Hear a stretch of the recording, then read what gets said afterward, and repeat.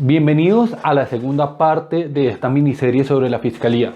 ¿Han escuchado alguna vez que la Corte Suprema de Justicia exigiera un candidato verdaderamente idóneo, teniendo en cuenta que los dos últimos fiscales, Francisco Barbosa y Néstor Humberto Martínez, no son expertos en materia penal? ¿Acaso la Fiscalía es un ente que debe ser independiente o un simple peón más del Ejecutivo, teniendo en cuenta sus funciones? Déjenos sus respuestas en los comentarios, queremos saber qué opinan ustedes. Y que venga el nuevo video.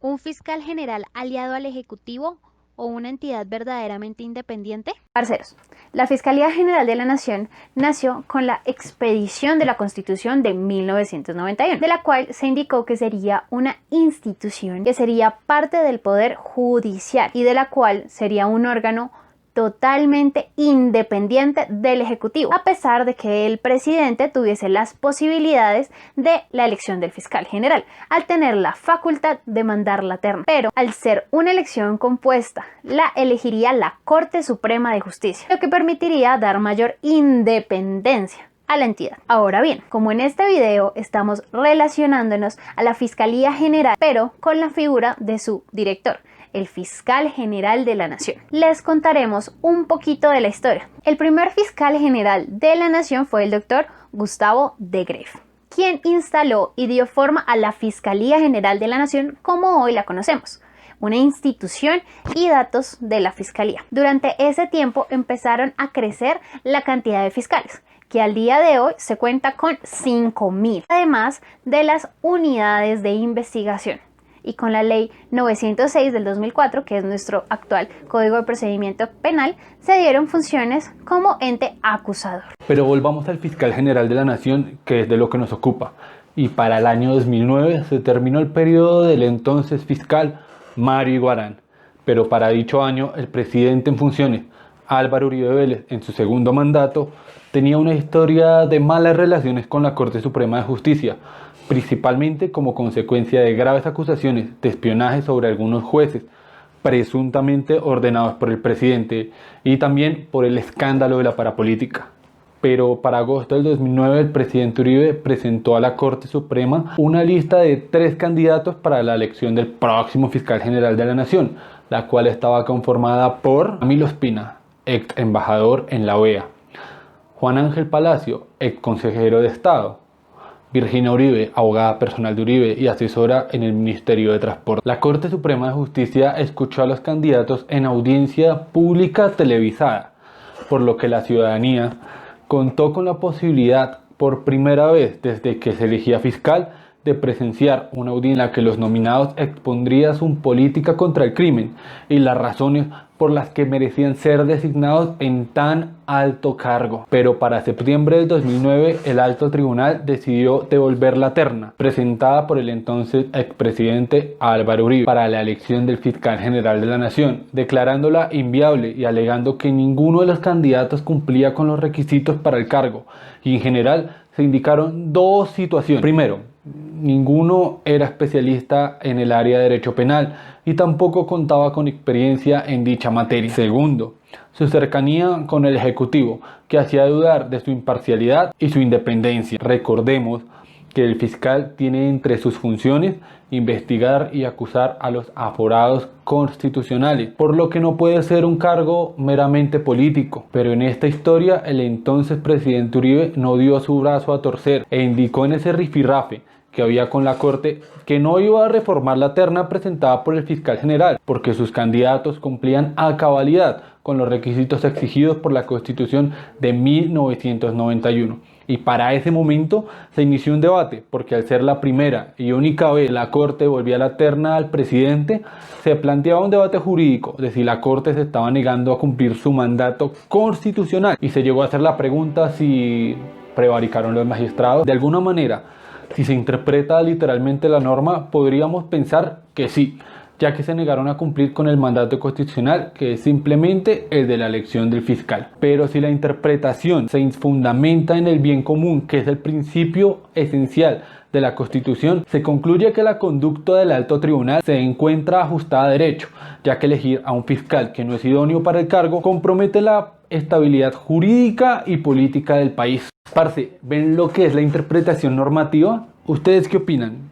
¿Quién tenía razón? Por lo tanto, en ese debate se llegó a indicar y a presionar por parte del Poder Ejecutivo que la Corte tenía que cumplir con su obligación: elegir al fiscal general. Cuando el señor presidente presenta la terna para elegir al fiscal general de la nación, no hay margen de discrecionalidad para la Corte Suprema, cuya decisión está condicionada únicamente por el cumplimiento de los requisitos establecidos en la Constitución.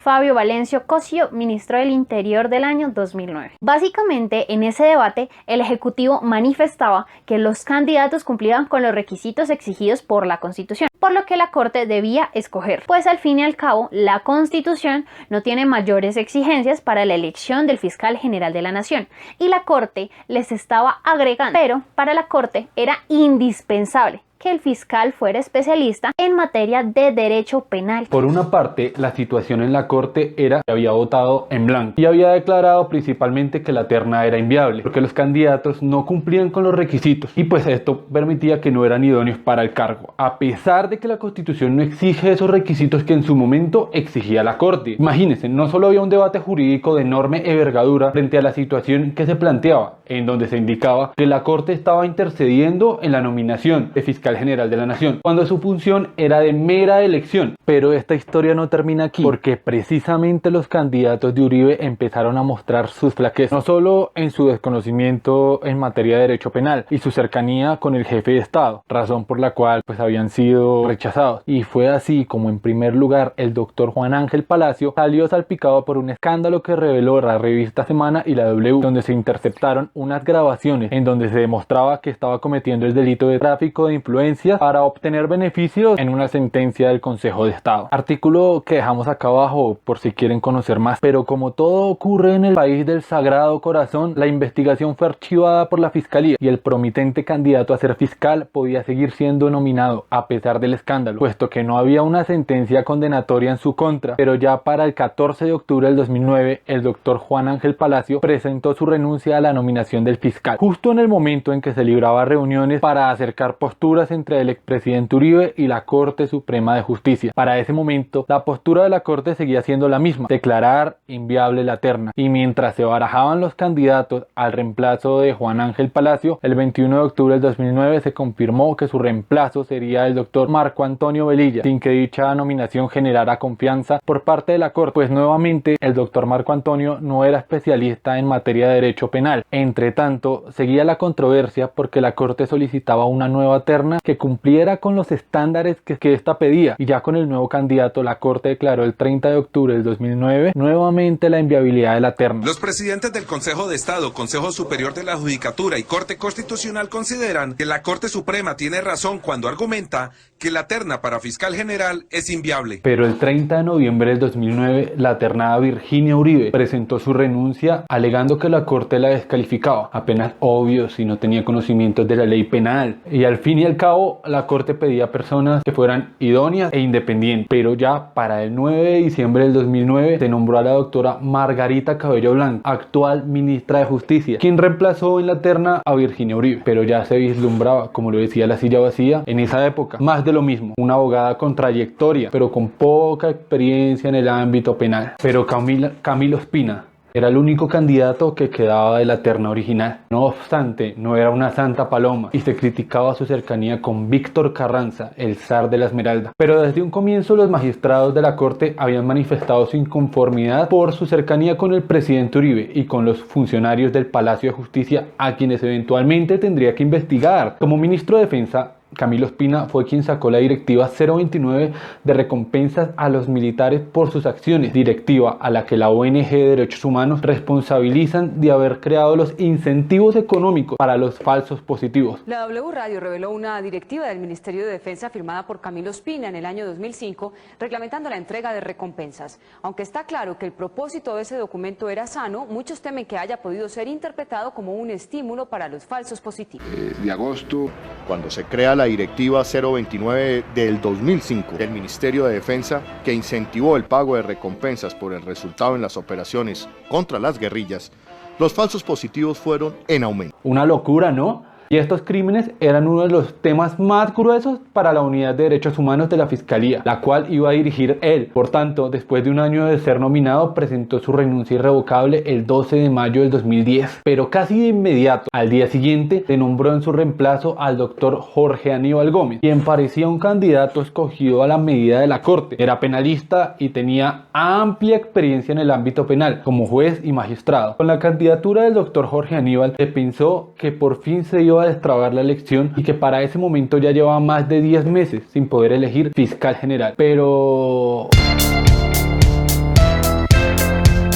Para ese momento, la Corte seguía en votaciones y deliberaciones de la nueva terna, sin que se llegara a la cantidad de votos necesarios que permitieran elegir al nuevo fiscal de la segunda terna. Pero para el 6 de agosto del 2010 se destapó un escándalo monumental, porque el magistrado Luis Javier Osorio denunció ante la sala plena, le ofrecieron cuotas burocráticas en la fiscalía, a cambio de su voto por la doctora Margarita Cabello Blanco.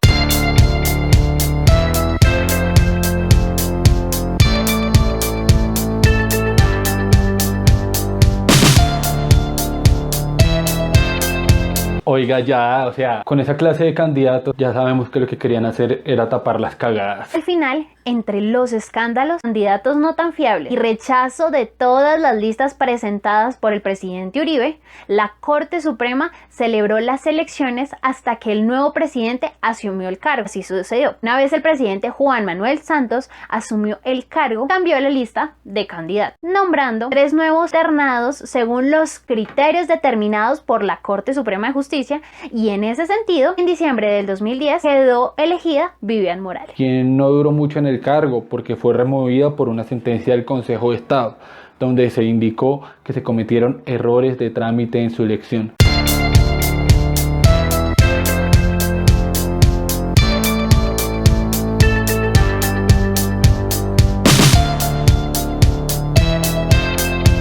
Carajos, lo que es escoger fiscal a toda prisa y al final fue reemplazada por el doctor Montealegre. Bueno, al menos este tipo cumplía con los requisitos de ser un especialista en materia de derecho penal, pero después parece un retroceso. Parceros, pero de esta historia que les acabamos de contar surgen todavía muchas dudas, y es porque el Ejecutivo, aprovechándose de su capacidad legal de nominar al fiscal general de la Nación, nomina personas que no tienen ni idea en materia de derecho penal.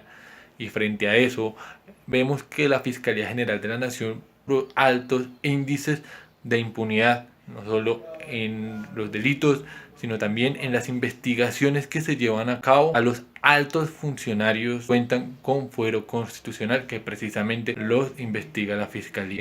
Espero les haya gustado. Denle like si les gustó, compártanlo y no se pierdan el siguiente capítulo donde vamos a hablar sobre el fiscal general de la Nación actual, Francisco Barbosa. Un saludo y hasta luego.